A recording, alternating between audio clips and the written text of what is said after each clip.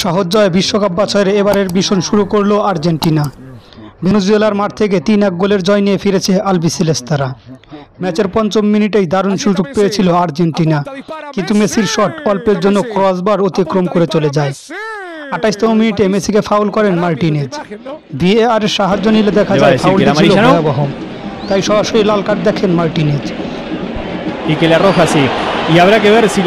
১০ জনের দলে পরিণত হওয়া দলের বিপক্ষে এরপরই চড়াও হয় আর্জেন্টিনা। প্রথমার্ধের যোগ করার সময় গোল করেন লাউতারো মার্টিনেজ।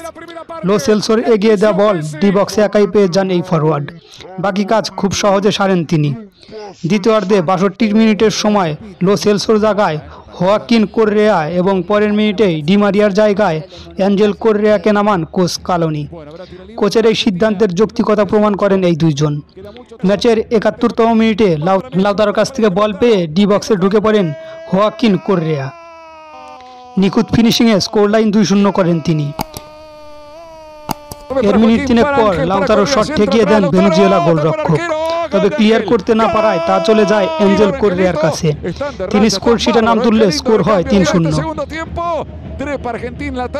ম্যাচের একদম শেষে পেনাল্টি থেকে ১ গোল শোধ করে ভেনেজুয়েলা। ৩-১ গোলের সহজ জয় নিয়ে মাঠ ছাড়ে মেসি বাহিনী।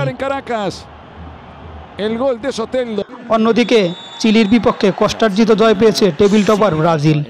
চিলির মাঠে প্রথম থেকে এলোমেলো ফুটবল খেলতে থাকে ব্রাজিল, আর এরই সুযোগ নেয় চিলি। ম্যাচের ৩২ মিনিটের সময় গোল করে বসে চিলি। রেফারি অফসাইডের বাঁশি বাজালে বেঁচে যায় ব্রাজিল।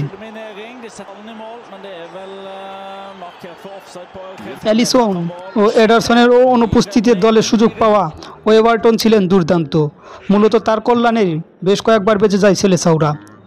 প্রথমার্ধ গোলশূন্য শেষ হওয়ার পর ব্রাজিল কোচ দ্বিতীয়ার্ধের শুরুতেই ভিনিসিয়াস জুনিয়রের বদলে মাঠে নামান এভারটন রিবেইরোকে। ম্যাচের ৬৪তম মিনিটে তার একমাত্র গোলেই এগিয়ে যায় ব্রাজিল। নেইমারের শট ঠেকিয়ে দিয়েছিলেন চিলির গোলকিপার ব্রাভো, কিন্তু ফিরতি বলে গোল করেন রিবেইরো।